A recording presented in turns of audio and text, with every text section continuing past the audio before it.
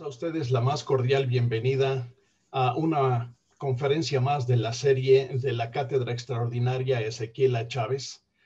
El día de hoy vamos a abordar uno de los puntos quizá más definitorios, más claramente importantes sobre de dónde surgen las decisiones que se toman en psicoterapia.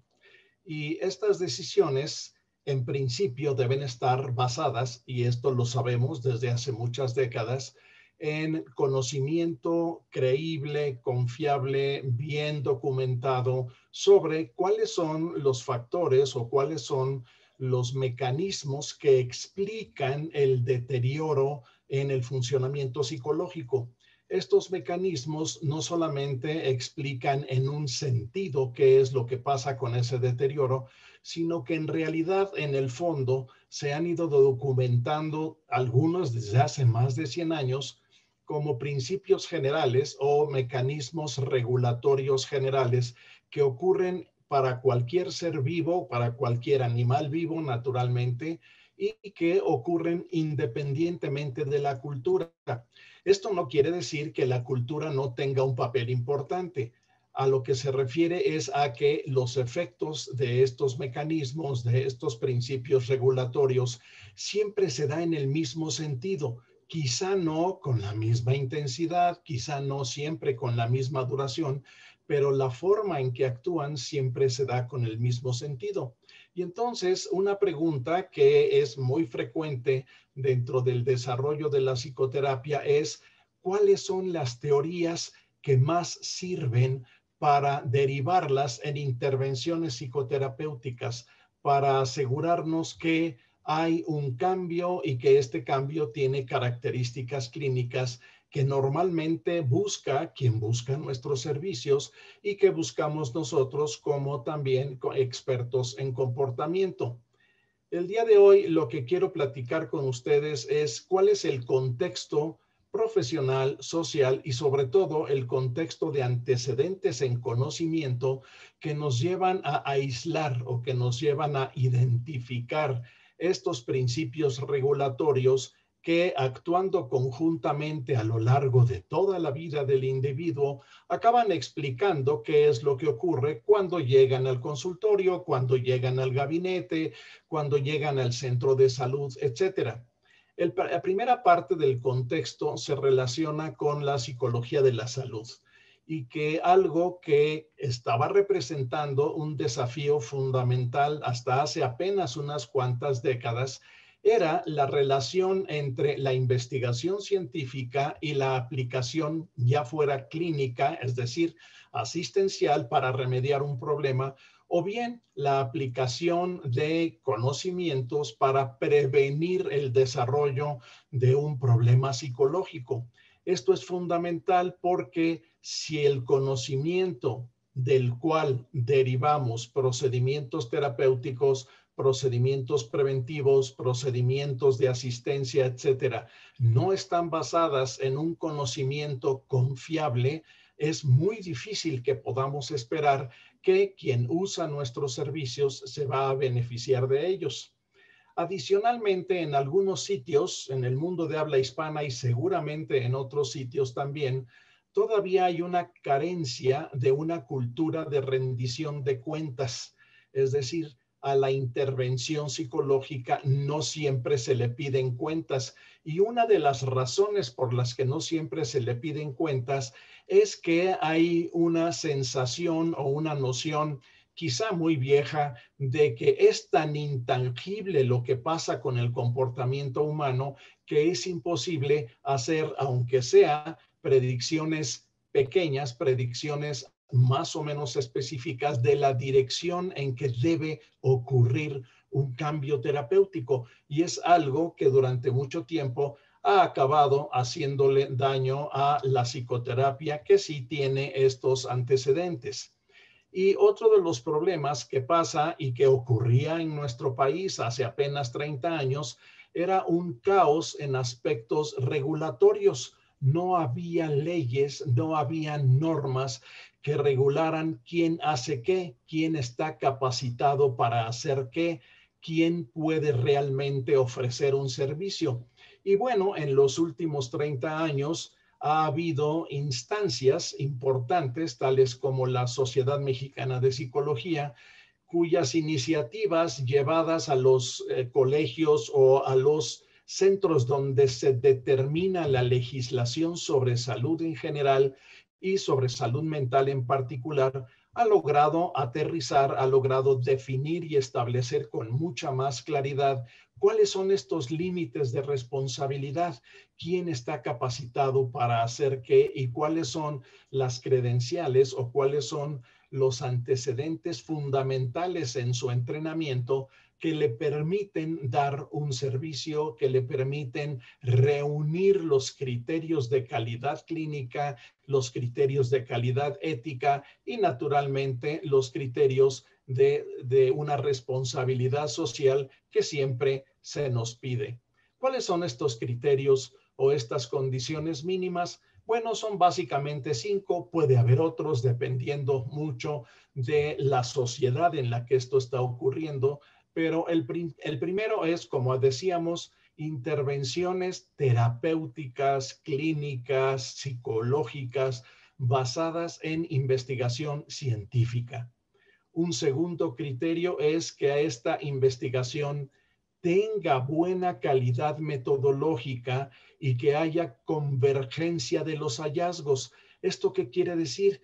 Quiere decir que si 10, 15, N investigadores investigan el efecto de una variable, de un procedimiento, de una intervención, de un tipo de terapia, cuando estos investigadores que ni siquiera necesariamente van a conocerse entre ellos, sus resultados de las investigaciones van a ocurrir en el mismo sentido, es decir, los hallazgos, aunque no sean idénticos, van a ocurrir en el mismo sentido. Esto se llama convergencia de los hallazgos. Mientras más convergencia hay en los hallazgos clínicos, mayor confianza se tiene en que su efecto clínico, su efecto terapéutico, etcétera, están en la dirección correcta. Es por eso es tan importante este criterio o condición mínima. Una tercera condición mínima es que las intervenciones estén basadas en mecanismos regulatorios naturales. ¿Qué quiere decir esto? Esto lo que quiere decir es que hay variables en la naturaleza, hay cambios en la naturaleza, hay principios regulatorios naturales que no dependen de quien construya una teoría, no dependen de quien investigue un efecto, dependen simplemente del efecto natural de todos estos principios justamente en el mundo natural como lo conocemos. Y entonces hay dos posibilidades extremas. En un extremo tenemos propuestas terapéuticas, propuestas teóricas, propuestas conceptuales distantes de estos principios regulatorios, distantes de esta especie de leyes naturales que regulan el funcionamiento de los seres vivos en general y más específicamente el funcionamiento psicológico de los seres humanos. Y el otro extremo es una investigación, mejor dicho, una intervención clínica, una intervención terapéutica, un servicio profesional dado por un psicólogo y que ese servicio se basa en el uso sistemático, el cuidadoso de estos principios regulatorios o estas leyes generales que regulan el comportamiento humano. Esta incongruencia es importante porque históricamente se le había puesto muy poca atención. El día de hoy sabemos que si un sistema terapéutico, si un sistema explicativo, por así decir, una teoría o una hipótesis, una propuesta explicativa, no toma en cuenta, no se basa en estos principios regulatorios generales, las probabilidades de que cuando se le convierta en una intervención clínica sea útil son muy pequeñas y esto es natural. Es como si en ingeniería no hubiera una base en el conocimiento de la física. La ingeniería son aplicaciones cuidadosas, sistemáticas de los principios de la física, en algunos casos de la química y así sucesivamente. Bueno, en el comportamiento humano ocurre lo mismo. Si no hay un desarrollo de intervenciones clínicas basadas en estos criterios, basadas en estos principios regulatorios generales, las probabilidades de que funcionen son muy pequeñas. Y entonces, ¿qué es lo que va a pasar? Y lo tenemos en el punto 4 de este cuadro. No va a haber evidencia de 3 impactos clínicos. Un buen impacto clínico tiene 3 productos fundamentales. Primero, debe haber una mejoría clínica, una mejoría notoria clínica. Debe haber una mejoría en aquellas variables que representaban un problema. Segundo, esta mejoría debe ser duradera, debe tener una duración importante. Y el tercero es, para que esta duración importante permanezca, ocurra, una de las cosas que tiene que hacer el terapeuta bien entrenado es transferir el control de las mejorías que logró en el consultorio, en el gabinete, en el hospital, en el centro comunitario, a las condiciones naturales de la vida del paciente o del usuario. Es decir, necesitamos asegurarnos de que el paciente, su familia, quienes lo cuidan o quienes están con él o con ella, hagan una serie de cosas que mantengan este efecto clínico terapéutico que inicia en un consultorio. Y entonces, ¿cómo se ha reflejado esto históricamente? Históricamente, lo que se ha ido viendo es que hay propuestas explicativas, propuestas teóricas que no tomaron en cuenta estos antecedentes, que no tomaron en cuenta estas bases ni metodológicas, ni lógicas, ni de convergencia en resultados de investigación que acaben desarrollando o que permitan desarrollar intervenciones clínicas. A esto nos referimos con la historia natural de las teorías. Se trata de teorías que renuevan sus explicaciones, sus propuestas con base en la investigación científica. ¿Por qué? Porque hay 4 errores importantes o 4 problemas que uno encuentra una vez y otra vez y otra vez cuando examina la investigación científica relacionada con cambios clínicos en psicología. Y este análisis muchas veces nos lleva a encontrar 4 problemas que acaban siendo tan serios que prácticamente deshabilitan una explicación que sonaba bien en un principio. Uno primero es naturalmente el que haya fallas metodológicas de investigaciones. ¿Qué investigaciones? Aquellas en las que se fundó la evolución de esa propuesta teórica. E incluso hemos encontrado que esos casos en los que hay 0 investigación, no hay antecedentes de investigación cuidadosa para documentar cambios clínicos, cambios en la forma en que la persona siente, la forma en que la persona piensa, la forma en que la persona actúa. Y entonces no hay un basamento, no hay un fundamento ni funcional ni teórico al respecto de cómo funcionan esas intervenciones. Uno de los más frecuentes son sesgos personales. Uno de los hallazgos más viejos en la investigación en cognición nos ha mostrado que el ser humano normalmente cuando tiene una creencia, cuando tiene una convicción relativamente inmodificable, a la hora de buscar en el mundo explicaciones va a ver lo que quiere ver y todo lo que quiere ver va a estar teñido, va a estar visto a través de una lente que es congruente con esa creencia inicial, independientemente de que esa creencia inicial no tenga ninguno de los fundamentos que hemos estado revisando. Otro problema serio que hemos encontrado es que hay problemas de confiabilidad en las observaciones. Uno de los problemas es que se define algún tipo de fenómeno psicológico, se define algún tipo de principio, algún tipo de proceso, pero nunca se valida, nunca se ve que en realidad tenga los componentes que decimos que tiene. Y esto lleva a un problema de confiabilidad, porque cuando tenemos 2 o más clínicos, 2 o más expertos en salud mental, 2 o más observadores, la carencia de una definición operacional, de una definición lo suficientemente objetiva, no va a permitir obtener los mismos resultados, ni siquiera va a haber acuerdo en qué cosa es lo que se vio en un usuario, en un paciente, en una sesión, etcétera.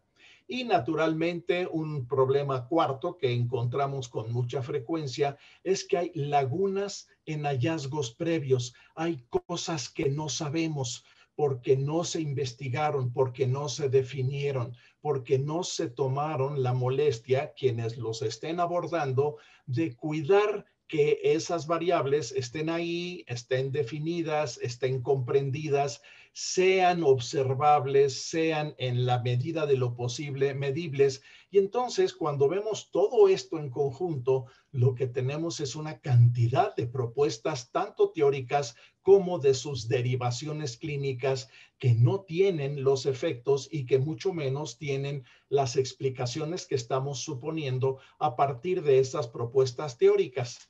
Este es un esquema que se usa mucho en la explicación de cómo evolucionan estas teorías.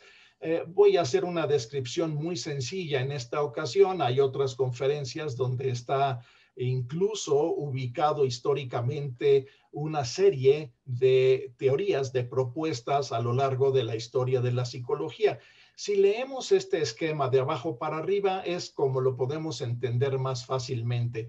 La pirámide, también conocida como pirámide de Kendler, porque su autor fue uno de los metodólogos más importantes del siglo pasado y que sus propuestas son propuestas perfectamente vigentes independientemente de cuándo se hicieron. Como pasa lo mismo en casos como la investigación de Pavlov, generó una serie de conocimientos que representan mecanismos regulatorios perfectamente válidos hoy, más de 100 años después. Y entonces, de abajo hacia arriba tenemos observación. Cualquiera que construye una teoría empieza por observar algo. Algo ve, alguna nota toma, algo observa. Y después de ahí tenemos, a través de darle significado a esas observaciones, por así decirlas, ya tengo la observación, ¿cómo la voy a llamar? Por así decirlo, ¿cómo la bautizo? ¿Qué nombre le doy para poderme entender con otros colegas? Esta transición de la observación al nivel de concepto, es decir, de cómo la he denominado, es uno de los problemas o es una de las transiciones más delicadas que hay en la historia de la construcción de teorías psicológicas, porque tenemos dos opciones. Una primera es darle un nombre, darle una designación a como nos parece o como se nos ocurre, que es como se construyeron muchas de las teorías de la primera mitad del siglo pasado y de la última mitad del siglo antepasado. Pero a partir aproximadamente de la década de los 30, 40 del siglo pasado, la psicología adoptó una parte de la disciplina de las ciencias, por así decirlo, más duras, entre ellas la física, y la física lo que propuso desde aquel entonces es: vamos a denominar a esas observaciones con la palabra que nos diga cómo la observamos, cómo la medimos, y a eso se le llamó significado operacional. Muy bien, pues estas dos opciones explican una gran cantidad de diferencias de la pertinencia teórica de las explicaciones psicológicas. De ahí para arriba tenemos el avance de las teorías. En la capa de en medio, por así decirlo, tenemos 4 cuadros denominados nivel descriptivo, y ahí lo que se hace es experiencias observables directas de cuándo cambia un factor, cuando está cambiando otro. Es decir, empezamos a observar cómo oscila un factor, una variable, un fenómeno, cuando oscila otro. Y ese conocimiento nos va dando poco a poco resultados confiables de cómo se ha construido esa explicación. Una vez que tenemos una serie de hallazgos, podemos hacer de cuenta que estos 4 hallazgos que han relacionado, que han encontrado la relación entre los factores del nivel de conceptos A, B, C, D, E, F, etcétera, se convierten en relaciones empíricas. Es decir, ya no es nada más una propuesta conceptual, sino que ya tengo resultados de investigación específica que me dice cómo suelen comportarse esas variables de naturaleza psicológica.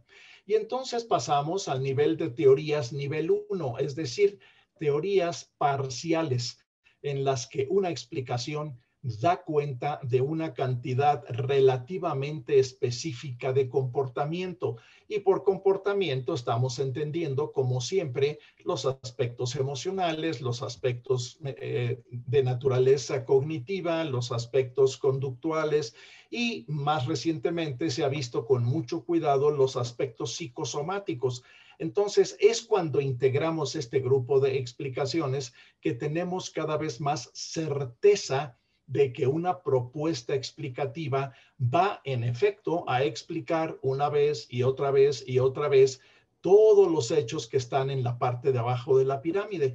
Y entonces tenemos las grandes teorías, las teorías de nivel 2, que se les llama teorías de nivel 2 porque ya son teorías integradas que explican una gran cantidad de comportamientos, una gran cantidad de cambios en el comportamiento con todos los componentes que hemos dicho.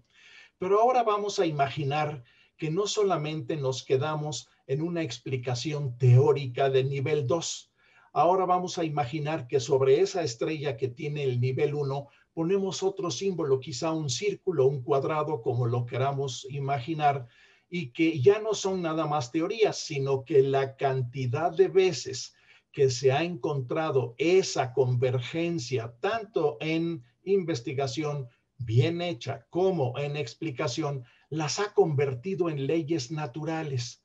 En psicología no hay muchas de esas, pero sí hay unas 10, 11, 12 que si no las conocemos en detalle, no vamos a poder ni explicar por qué le está pasando a un usuario de nuestros servicios lo que le está pasando, la queja que nos trae, el sufrimiento que nos expresa, etcétera, sino que tampoco vamos a saber cuál es la contribución relativa de todos esos mecanismos para poder explicar cómo nos llega al consultorio. Y entonces, recordemos un punto central definitorio que si lo olvidamos, que corremos muchos riesgos al hacer psicología de la salud, psicología clínica, ya sea en sentido preventivo, ya sea en sentido asistencial, por así decirlo, clínico para resolver un problema. Y es el principio de determinismo recíproco. Yo insistiría mucho, nunca lo debemos olvidar.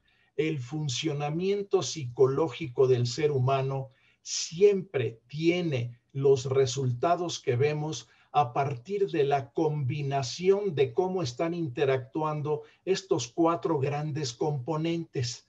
Es decir, lo que nosotros vemos en el sufrimiento del paciente, en el funcionamiento defectuoso de una pareja, de una familia, etcétera, siempre va a haber resultado de una combinación de estos 4 factores. Lo podemos entender como una especie de suma algebraica final de una gran cantidad de componentes. Por eso es tan importante intentar con buena metodología seguirles la pista, seguirles la práctica. Y los 4 componentes todos los conocemos. Tenemos la cognición, que son la información que tenemos, las creencias que tenemos, los sesgos que hemos tenido y que sostenemos a pesar de otras cosas. Es decir, tenemos nuestras creencias que afectan, y entonces vamos por la derecha. Lo que creemos afectan lo que sentimos, en el sentido de que si nosotros interpretamos, por ejemplo, catastróficamente una situación porque así la concebimos, vamos a tener una reacción emocional extrema. Extrema porque va a ser congruente con ese concepto de catástrofe o ese concepto de extremo. Y sin embargo, también la emoción al ser intensa, al ser negativa, al ser sostenida, va a afectar también a la cognición de regreso, es decir, va a reforzar esa carencia de lógica, va a reforzar esa irracionalidad de lo que está pasando en nuestras creencias.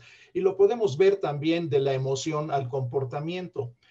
Si hay una cognición distorsionada, si hay una cognición errada, si hay una cognición que se ha fortalecido a partir de su relación con la emoción, vamos a tener que esto va a afectar el comportamiento. La persona va a hacer ciertas cosas que quizá no le están ayudando y va a dejar de hacer otras cosas que quizá le ayudarían mucho a resolver su conflicto, a resolver su sufrimiento, a resolver su problema. Y entonces resulta que el comportamiento también modifica la emoción. Si ocurren cosas en la vida cotidiana contrarias a lo que me había dicho, por así decirlo, esa emoción o a lo que yo había estado creyendo a través de esa cognición, el comportamiento también funciona en sentido hacia arriba, es decir, también va a retroalimentar a la emoción y va a retroalimentar a la cognición. Bueno, pues cuando todos estos componentes interactúan, acaban afectando a cómo funciona nuestro organismo.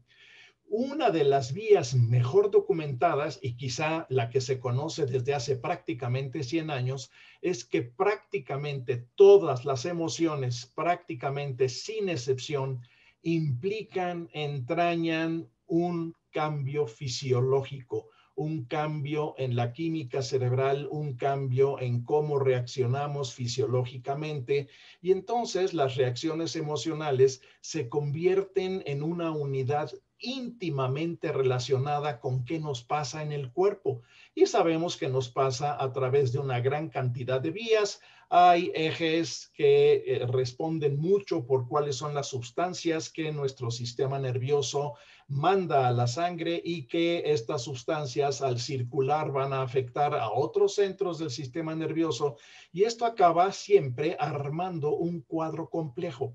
Acaba armando un cuadro en el que ha habido algún deterioro relativamente crónico, que es lo que explica cómo nos llega el paciente al consultorio, cómo nos llega al gabinete o al sitio donde se le va a dar servicio. Bueno, yo en lo que insisto muchísimo es nunca, nunca nos conviene olvidar este hecho del determinismo recíproco. Y nótense que lo llamé hecho. Y la razón por la que lo llamo hecho es porque contamos con más de 100, quizás 120 años de investigación sistemática, cuidadosa, con buena metodología, con pocos sesgos, etcétera, y que han mostrado una enorme convergencia en los hallazgos.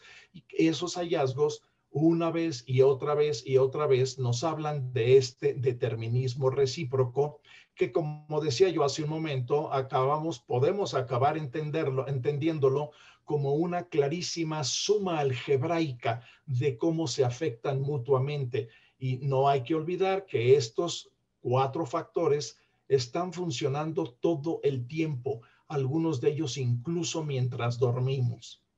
Y bueno, hay básicamente, puede haber otros, va a depender mucho de cómo nos familiaricemos con la investigación, 12 mecanismos regulatorios que podríamos incluso llamarlo leyes naturales, son propiedades que están en la naturaleza.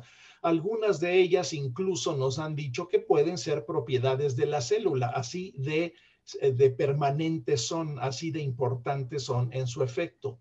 Uno primero se denomina habituación, que también la hemos oído en sitios donde no usamos un lenguaje especializado. Y básicamente se trata de un decremento, de una disminución en la magnitud y la duración de las reacciones. ¿Qué reacciones? Todas, las emocionales, las cognitivas, las conductuales, las psicosomáticas, en función de la repetición monótona de una situación o estímulo.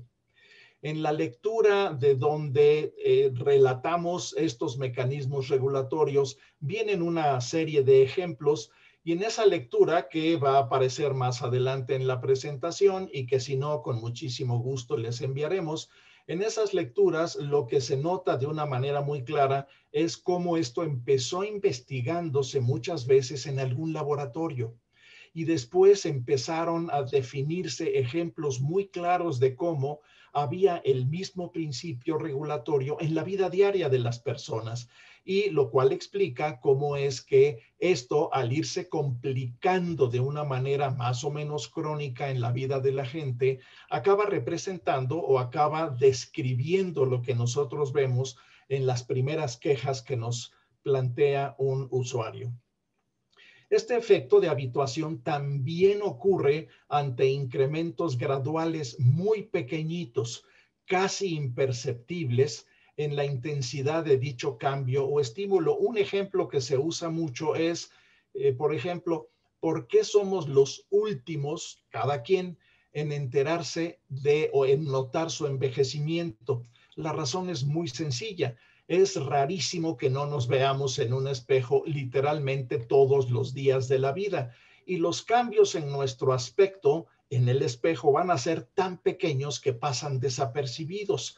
No es sino cuando alguien que no nos ha visto en mucho tiempo y que nota un cambio importante en nuestro aspecto, y naturalmente nosotros notamos un cambio importante en el suyo, que nos damos cuenta de que hemos sido objeto, por así decirlo, de este mecanismo regulatorio, de esta ley natural que denominamos habituación.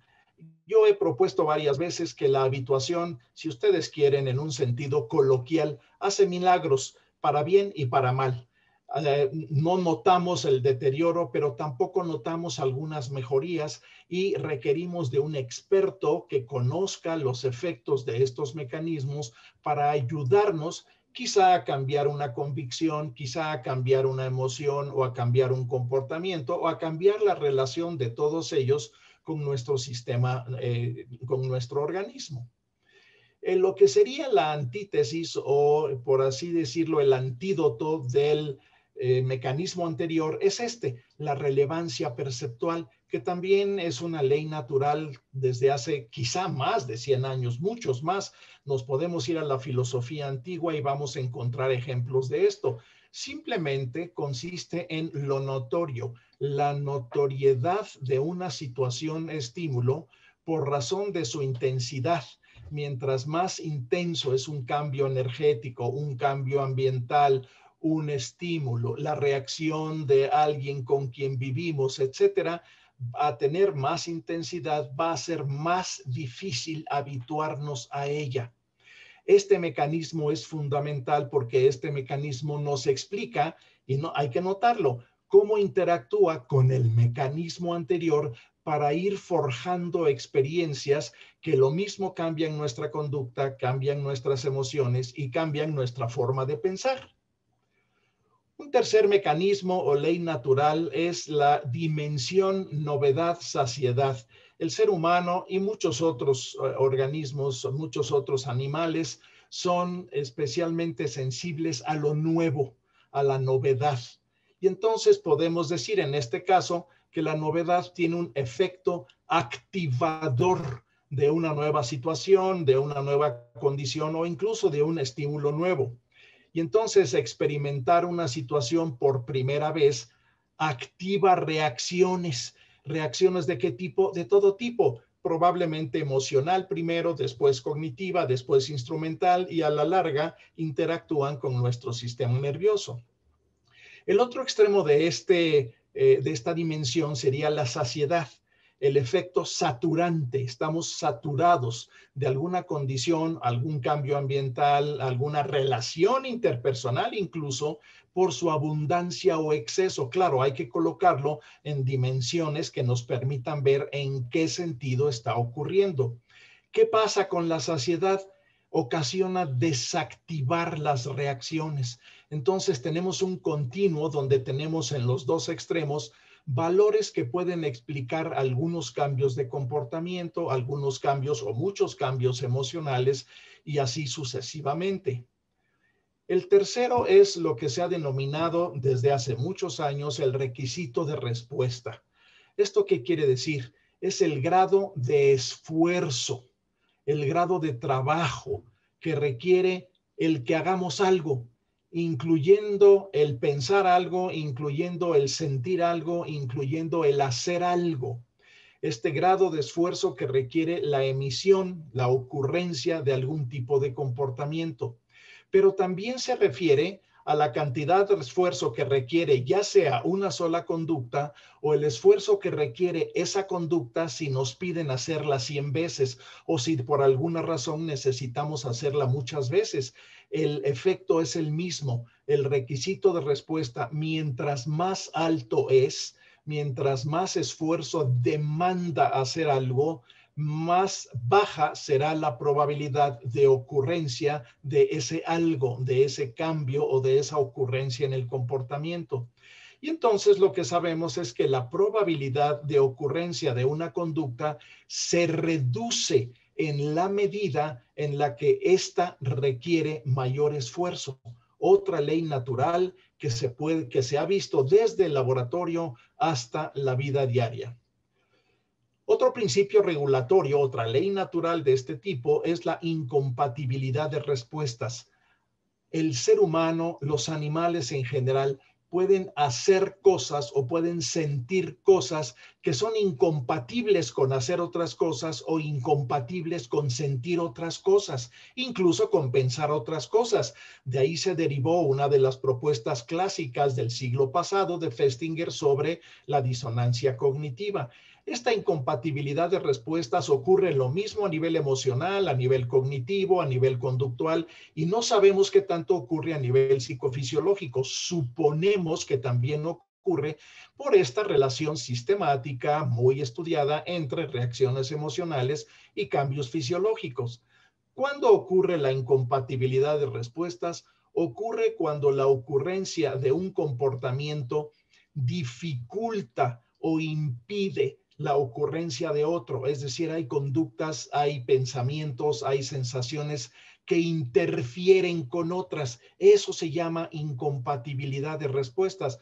Podemos llamarlo también incompatibilidad de reacciones o incompatibilidad de conductas o de comportamiento. Lo podemos colocar en la dimensión que queramos. ¿Qué pasa en uno de los ejemplos clínicos frecuentes? Y también ocurre lo contrario. Se fortalece una nueva conducta, una conducta que la persona nos dice, quiero hacer más de esto porque el no hacerlo me está haciendo sufrir. Por ejemplo, una queja clínica, se fortalece el nuevo comportamiento hasta lograr niveles que interfieran con una conducta negativa que la persona nos está diciendo, esto me está metiendo en problemas, necesito no hacerlo más, necesito hacerlo lo menos posible. Y hay veces que de hecho, al final de la presentación vamos a ver cómo cada uno de estos principios regulatorios, de estos mecanismos, de estas leyes naturales, históricamente han llevado al desarrollo de técnicas terapéuticas específicas en psicología, en salud mental. El siguiente es uno que conocemos quizá desde la antigüedad más vieja que podamos pensar históricamente, que es el aprendizaje asociativo. Es simplemente el efecto del vínculo, la liga entre un comportamiento con una situación, así de sencillo. Y quizá la primera demostración controlada de esto son los estudios de Pavlov, del aprendizaje asociativo. Se trata de que hay dos condiciones o tres apareadas reiteradamente ante un individuo vivo, una persona que está atenta, en términos de su efecto sobre una reacción o sobre un comportamiento. Una gran cantidad de lo que el ser humano siente, piensa, hace y resiente de una manera ya más orgánica está basada en este aprendizaje asociativo. En la lectura que se recomienda hay ejemplos de que surgieron algunos desde el laboratorio y también ejemplos que ocurren en la vida diaria o en la experiencia clínica. Otro mecanismo también muy antiguo, está documentado en psicología desde los años 20 del siglo pasado, es lo que se ha denominado ley del ejercicio. Lo que nos propone o lo que nos indica este mecanismo es que una habilidad que se practica hasta perfeccionarla, a todos nos ha pasado, es decir, hasta lograr un criterio de dominio, hasta dominar esa destreza. Y ese dominio ha ocurrido como resultado de la práctica, de su repetición. Este principio tan aparentemente simple, cuando lo vemos en el contexto de una queja psicológica, entendemos muchas cosas, cómo se desarrolló el problema, pero también nos va diciendo cómo podemos ir intentando modificar los valores de estos puntos para revertir su efecto. Obviamente no revertimos la experiencia, esa ya está ahí, pero sí podemos revertir la forma en que afecta las reacciones emocionales, las convicciones, etcétera, de la persona que nos trae una queja. La conducta se consolida repitiéndola, es decir, ejercitándola. Hay muchísimos ejemplos. Uno clásico es el de andar en bicicleta, que aunque no tome uno la bicicleta mucho tiempo, la vuelve a tomar y en cuestión de quizá segundos o quizá minutos recupera uno esa experiencia y recupera la destreza porque inicialmente se ejercitó de una manera enorme, de una manera sostenida, reiterada, incluso a veces masiva. Y entonces, un componente adicional de la ley del ejercicio es que muchas veces estas repeticiones con frecuencia conducen a una consecuencia, a un resultado gratificante. Y como vemos, todos estos principios se afectan mutuamente y lo que vemos el día en que conocemos la queja es básicamente el producto final de cómo han interactuado todas estas leyes naturales. Otro que también muy conocido desde mucho antes del siglo pasado es el efecto de las consecuencias. Es el efecto de la interacción entre una situación en la que está la persona, el comportamiento que tiene en esa situación y la consecuencia que le genera ese comportamiento, que se ha denominado de muchas formas. Una de ellas son las contingencias de cómo se fortalece el comportamiento. Las consecuencias alteran la probabilidad de que el individuo se comporte de determinada manera. Si las consecuencias han sido gratificantes, la probabilidad de que la persona siga haciendo lo mismo son muchísimo más altas que si no lo han sido. Y entonces hay resultados que duran más a largo plazo, la consolidación, la extinción de un comportamiento, pero también el cómo un comportamiento solo ocurre en unas condiciones y no ocurre en otras, y que se ha denominado a ese fenómeno desde hace muchos años discriminación, o bien que son muchos los comportamientos que acaban generando consecuencias positivas similares y entonces ocurre lo que se ha denominado generalización. El aprendizaje vicario es otro principio regulador fundamental, sobre todo para el ser humano. La persona observa el comportamiento de otras personas y las consecuencias que le genera. Esto se llama aprender de lo que les pasa a otros. Hay una expresión cultural que realmente no tiene gran fundamento que uno de los ejemplos es como dicen a veces las abuelas mexicanas: mijito, nadie aprende en cabeza ajena. No es así. Aprendemos en cabeza ajena casi todo el tiempo. Todo el tiempo que, ¿qué? Todo el tiempo que vemos a otras personas teniendo consecuencias relativamente específicas por lo que hace o deja de hacer. Por eso se le ha llamado aprendizaje vicario. Aprendo como tú o aprendo en tu experiencia. Uno de sus componentes es la imitación. La imitación en el ser humano es un principio que lo notamos desde los bebés, desde muy pequeñito el ser humano, vemos cómo el bebé imita. A veces imita incluso sin que haya una consecuencia específica, aunque normalmente la imitación va acompañada de un apapacho, de un comentario, de una sonrisa, etcétera, incluso en el bebé. Y entonces, ¿a qué lo denominamos? Es la experimentación personal de las consecuencias ocurridas a otros. Es decir, si aprendemos de lo que le pasa a otros. Y esto, a su vez, afecta la probabilidad de que el individuo haga o deje de hacer algo. Vayan colocando todo esto en el contexto de la experiencia clínica, en el contexto del desarrollo del sufrimiento psicológico en las personas, y vamos a darnos cuenta cómo, en efecto, la interacción constante de los valores más o menos específicos de todas estas leyes naturales explican una buena parte de por qué nos llega como nos llega. Otro principio es el efecto imaginación-reacción fisiológica, es decir, hay un vínculo intenso, notorio, repetitivo, documentable entre lo que imaginamos y cómo reaccionamos ante lo que imaginamos. Es la tendencia que tienen las imágenes visualizadas internamente. Normalmente es una imagen que incluso podemos tener o recrear con ojos cerrados, y que estas imágenes inducen o facilitan cambios en otras esferas. ¿Cuáles? Reacciones emocionales. Tenemos una imagen que nos hace sufrir mucho o que nos hace muy felices, y esa reacción emocional la experimentamos como si estuviera ocurriendo en la realidad lo que estamos imaginando, documentado ahora a través de procedimientos que usan muchísimo la electrónica para ver, por ejemplo, qué partes del cerebro se activan cuando hay imaginación y cuando esta imaginación va acompañada de reacciones emocionales.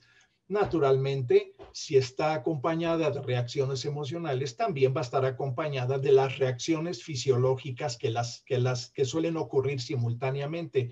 Y también en comportamientos específicos hay procedimientos en los que inducir la imagen de que la persona sí puede hacer algo facilita el número de intentos, y por lo tanto facilita el que al exponerse poco a poco a consecuencias positivas por hacerlo, ya no se convierte en una imagen, sino que se convierte en un comportamiento que afecta al ambiente, incluyendo el suyo mismo. Otro componente u otra ley natural es el componente verbal de la cognición. Es quizá uno de los más antiguos y quizá uno de los que se incorporó más temprano a la práctica clínica. Es la relación entre creencias o concepciones, otra vez la parte cognitiva, y el comportamiento. Normalmente el ser humano se comporta de una manera congruente con sus creencias. Sabemos que esto no es así siempre y que en efecto eso lleva a problemas. Y entonces, ¿qué cosa es lo que se puede hacer? Modificar un comportamiento verbal. No porque estemos modificando como si fuera un actor o una actriz lo que dice, sino porque normalmente ese dicho, esa conversación, ese contenido sí se asocia con una creencia. Y esto lo hemos visto en muchos tipos de prácticas clínicas. Entonces es la relación entre estas creencias y en función de tres cosas que también se han visto muy claramente representadas en la historia de los sistemas terapéuticos que más apoyo han recibido, tanto en la investigación científica como en la práctica clínica, es decir, en la evidencia clínica, en función de qué tan racionales son, qué tan congruentes son, qué tan plausibles son. Pero hay otro componente: su valor como generador de sufrimiento. Hay veces que un pensamiento nos hace sufrir, pero nos hace sufrir en condiciones, una, que no podemos controlar, dos, que sí podemos controlar. Y entonces parte de la terapia se orienta hacia darle congruencia a los intentos, a las formas de pensar, al revisar si algo que le está ocurriendo a la persona es inmodificable y por lo tanto en realidad no se convierte en algo que sea problemático en términos de lo que puede hacer para cambiarlo. Y entonces una buena parte de lo que ocurre en la terapia también ocurre a través de este intercambio verbal que afecta la cognición. Y este otro que también lo conocemos quizá desde que la medicina existe y que se refiere a cambios en la bioquímica cerebral. Hay sustancias que modifican nuestra reactividad emocional. Son cambios bioquímicos en el sistema nervioso que al producir un decremento o al producir una activación de sensaciones, acaba afectando algunas creencias y por lo tanto acaba afectando algunos comportamientos y que también dependen de poseer destrezas. Y esto lo sabemos desde la administración de un medicamento psiquiátrico que va a cambiar la bioquímica cerebral y va a cambiar cómo se siente la persona, pero también a través de sustancias que no tienen casi nada que ver con los medicamentos. Una dosis importante de cafeína, una dosis importante de alcohol, una dosis importante de ejercicio físico que cambia algunos aspectos de la química cerebral, también van a afectar al comportamiento. Y este cambio en bioquímica cerebral lo necesitamos saber los psicólogos para dos cosas. Uno, explicar qué componente, qué contribución están haciendo al desarrollo del problema que estamos viendo. Y segundo es qué podemos hacer para ir alterando algunos de los valores en el sentido de recomendar cambios que naturalmente no van a tener que ver con medicamentos, pero que sí van a tener que ver con cambios orgánicos que faciliten estos cambios en bioquímica cerebral.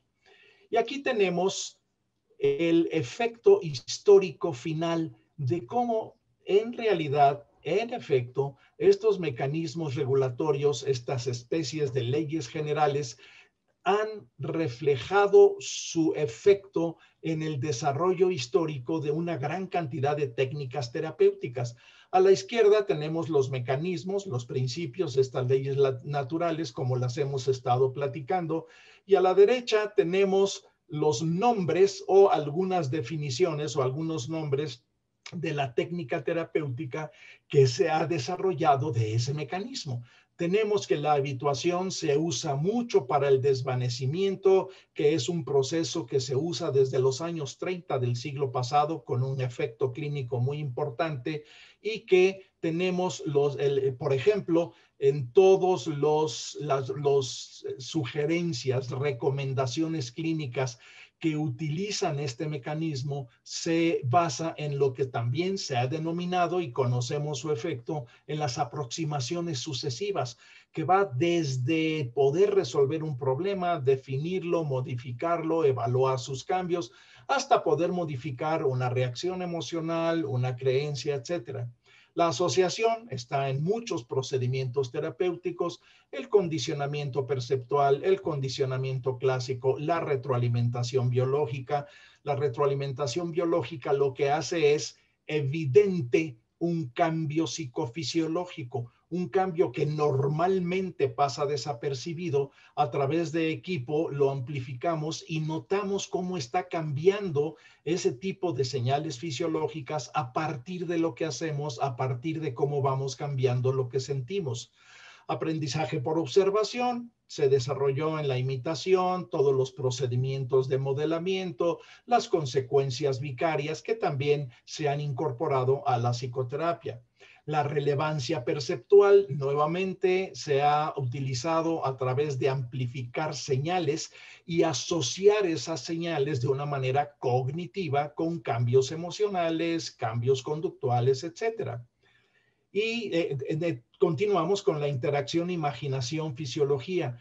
También se ha utilizado mucho y muchas veces se ha derivado de su asociación histórica con algunas tradiciones orientales que, por ejemplo, han llevado a recomendar formas específicas de meditación, formas específicas de relajación muscular progresiva profunda, de cambios psicofisiológicos, aunque no estén necesariamente mediados por una amplificación artificial a través del equipo. Esto se puede hacer, se puede establecer en el consultorio, incluso en ausencia de equipo. Claro, toma una serie de estrategias diferentes, pero normalmente tiene efectos muy, muy similares a los que se usan, por ejemplo, a los que se obtienen con la retroalimentación biológica.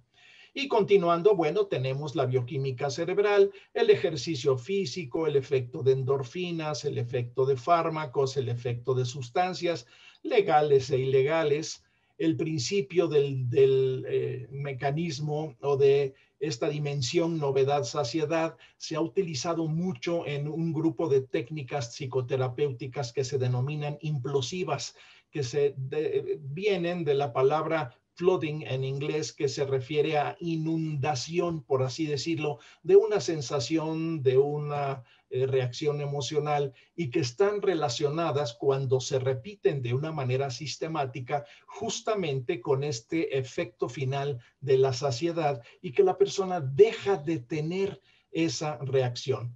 El efecto de consecuencias lo tenemos en todos los sistemas terapéuticos, intencional o no intencionalmente, pero tenemos el reforzamiento, la extinción, el buscar experiencias gratificantes, el lograrlas y el ir buscando los cambios que generan. El requisito de respuesta, otra vez tenemos el esfuerzo, el costo de respuesta, se usa mucho en adicciones. La persona va adoptando conductas que le suben mucho el esfuerzo para tener acceso o para usar una droga o una sustancia, y esto reduce el uso y, combinado con otros procedimientos, suele mantener un efecto a mediano y a largo plazo.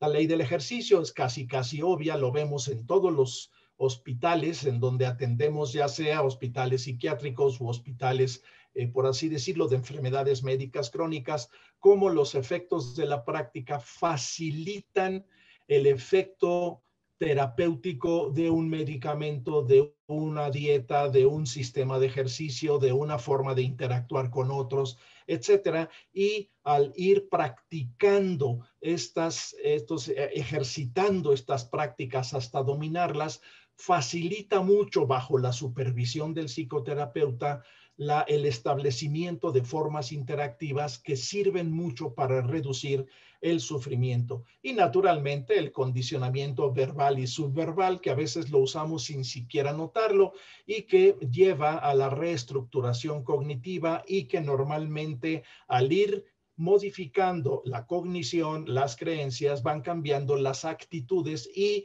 a veces a través de las actitudes también va cambiando la conducta. En síntesis, lo que podríamos decir es: no hay que olvidar esto.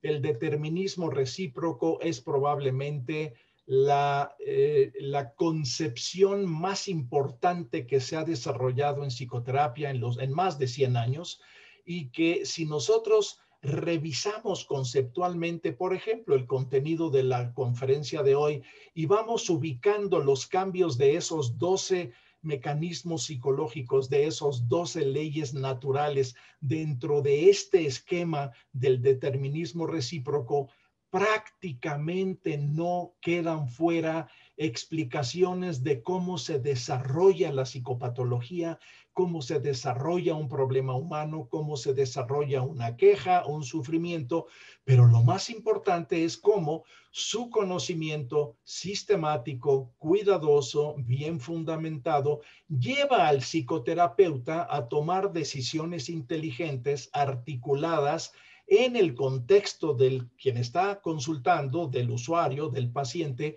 precisamente para modificar la forma en que el efecto de estos valores puede irse haciendo reversible para un cambio terapéutico, como hemos dicho, un cambio de una mejoría importante, de una mejoría duradera, y de la transferencia del control a las situaciones naturales del paciente. Y terminamos nuevamente con este esquema donde ya podemos entonces ubicar por qué es que estos 12 mecanismos estarían perfectamente representados arriba de la estrella que tiene el número 1, porque ya no son solamente propuestas explicativas articuladas, sino que estas propuestas articuladas se han convertido a lo largo de la investigación de muchísimos años en psicología, en principios naturales, en leyes que están funcionando todo el tiempo. Ahora, esto es importante no olvidarlo. Todos estos mecanismos están funcionando simultáneamente. Depende mucho de la situación del paciente, de dónde se mueve, de qué le está pasando, de con quién convive, etcétera, el predominio relativo de alguno de ellos para efectos de una emoción, de una conducta o de una creencia. Aquí tenemos en la parte de abajo una página web que quien quiera que sea un profesional de la psicología, porque está pensado específicamente para profesionales de la psicología, que ahora es muy importante saber trabajar a distancia, como lo estamos haciendo en esta conferencia, e incluso poder trabajar con nuestros pacientes o nuestros usuarios por teléfono. Lo que está en esta página web que está abajo es una serie de recursos, son 25 o 26 recursos especialmente desarrollados para que los psicólogos los usen en la intervención terapéutica a distancia, que como ocurre en pandemias o como ocurre en situaciones fuera de nuestro control, puede requerir, a veces incluso en la ausencia de pandemias o epidemias, puede requerir trabajar a distancia simplemente por el acceso. Muchas personas no tienen acceso a moverse para recibir nuestros servicios, no pueden transportarse, viven en sitios de difícil acceso, etcétera. Y también tenemos que recordar que si nosotros trabajamos únicamente a través de videoconferencia, pues estamos dejando afuera a las personas vulnerables que no tienen recursos para tener una buena computadora, un sistema estable de internet, y que entonces tenemos que trabajar por teléfono. Entonces, en esta parte, en esta página, podrán encontrar ustedes esos recursos, y nuestra sugerencia es que las vayan incorporando de una manera cuidadosa, de una manera sistemática a su práctica clínica o a su formación como psicólogos de la salud o psicólogos clínicos. Sería todo por el día de hoy. Muchísimas gracias y hasta la próxima conferencia de la serie de la Cátedra Extraordinaria Ezequiel A. Chávez. Muchas gracias y hasta luego.